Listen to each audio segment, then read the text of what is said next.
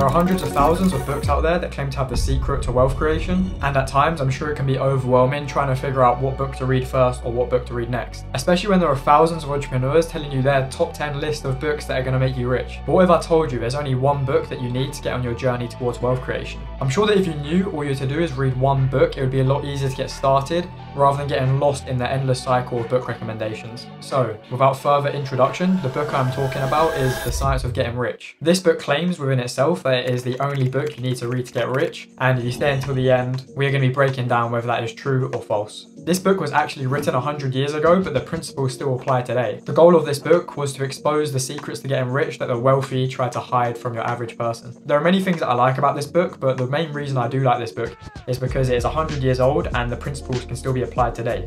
That's because it focuses on the foundations of being successful in anything really, and that is your mindset. Whatever it may be that you want to have success in, whether that is in entrepreneurship, whether that is a professional athlete, you need to have a very strong mind and have undeniable belief in yourself. This book really helps you to develop the belief in yourself and what you should let into your mind and what you should not let into your mind. This book is also really short. It's probably the shortest self-help book that I've actually read. It took me roughly about 3 hours to read, which means you can essentially get this book read in a night if you just read the book instead of watching Netflix for a few hours. And if you do go ahead and spend an evening reading this book, you will have built a really solid foundation for your journey towards success, whatever that may be to you. Now, if you're not going to go away and read this book, you don't want to spend 3 hours reading it, I've got some key takeaways inside of this video so you guys can still learn some principles from the book without having to go and actually read the whole thing. Okay, so the first key takeaway that I got from this book is you have to live a certain life. This means that you need to be intentional with the things that you're doing. You can't just aimlessly stroll around life and expect things to go your way. For example, let's say you were going to go and get a job. Instead of just going for any job, try and get a job that is actually going to benefit you in other ways outside of just getting the paycheck.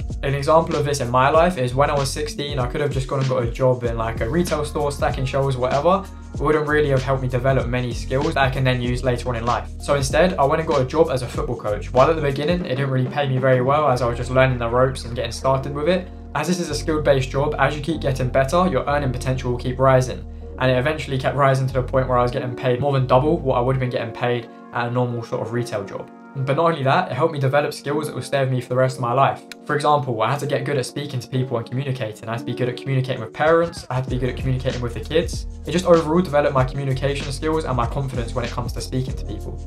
It also helped me to develop the skills of transferring a skill from myself to someone else. So I can play football, but I have to transfer that skill to a kid, otherwise I'm not going to be a very good coach. So that is another skill that is really important, and I have to try and figure out different ways to be able to do this and understand that each person is different and each person learns in a different way. It also helped me to develop the skill of building relationships, as I had to build relationships with the parents to make sure they were happy and they kept coming back. I had to build relationships with the players, that way they can understand me and they want to come to my sessions. So that was my first sort of key takeaway from this book that really hit home while I was reading it. The next thing I took away was that like causes must produce like effects. This reminded me of something that I first heard in physics class when I was just probably copying stuff down from the board. But then I really heard it a second time when I heard Luke Belmar say it, and that is Newton's third law.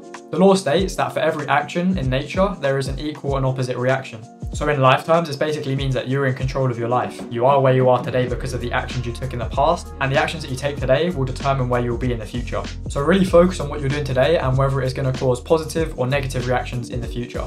My third takeaway from the book is that the true cause of failure is doing too many things in an insufficient manner rather than doing a couple of things in an efficient manner. This is something that I've experienced a lot, especially recently in different areas of my life.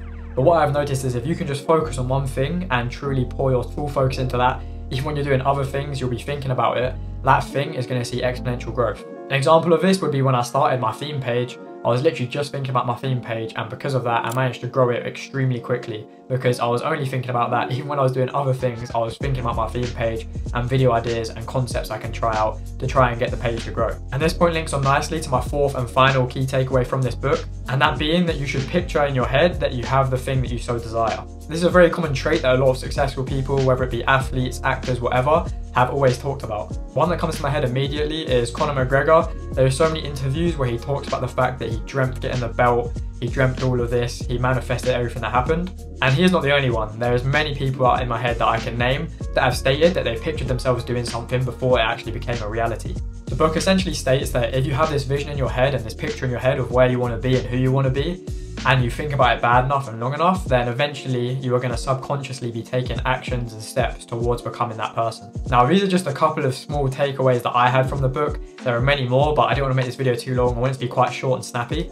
But I would truly suggest for you to go and read this book for yourself, as it won't take you very long and there are so many things to learn from it. Now, my thoughts on the book are as follows. The fact that it states it's the only book you need to get rich, I don't really think is true. However, I do think it is one of the best books you can read, especially if you're a beginner in the sort of self-help entrepreneurial journey. The reason being is because one, it's so short. Two, it's basically free. Like, you can find it anywhere because it is now public domain, the fact that it's so old. So you can find it anywhere for free. I think there's even free full audio recordings on YouTube. And then lastly, because of the fact that it builds those foundations. If you want to be successful in anything, you need to have a strong mindset, and this book is perfect for developing that. With that being said, if you've already read a few books in this sort of space and in the self-help community, should you still read it? And I would say yes. I only read the book recently myself, and I still found a lot of key things to take away from it. And not even that, it's just good to remind you of some of the other things you might have heard in separate books, like Think and Grow Rich, for example. I'd say Think and Grow Rich and The Science of Getting Rich both have very similar ideologies and talk about similar things, but they're both still great books to read. I can definitely see myself rereading this book in the future just to remind me, or maybe if there's a time where I'm not believing myself as much, it's definitely going to be a great book to go back and read, just to rejig these ideologies and re-get them in my brain. So if I haven't already convinced you, I would highly suggest you go and read this book. But if not, maybe go back and listen to some of the points that I explained in this video and really try and engrave them in your brain. If you have already read this book, or you go away to read this book and then come back, I'd love to know your thoughts in the comments, as then we can all sort of learn from each other and get different points from each other. I know it's a different type of video on this channel, but when I read this book, I really enjoyed it and I thought it was something I should just share with my audience. Even though this is something different, if you did enjoy this video, make sure you drop a like. That way you'll let me know you like the video and I'll make more stuff like it in the future. If you have any other suggestions for books that you want me to maybe go over or make a summary on, then feel free to drop those in the comments. I shared a little bit of my story in this video. If you did enjoy that bit and you want to hear a little bit more about my story, I'll pop up a video on screen here that tells you a bit more about my story. Apart from that, if you haven't already, make sure to subscribe to this channel so you don't miss anything that we have got coming. I hope you found this video valuable, and I will see you guys in the next one.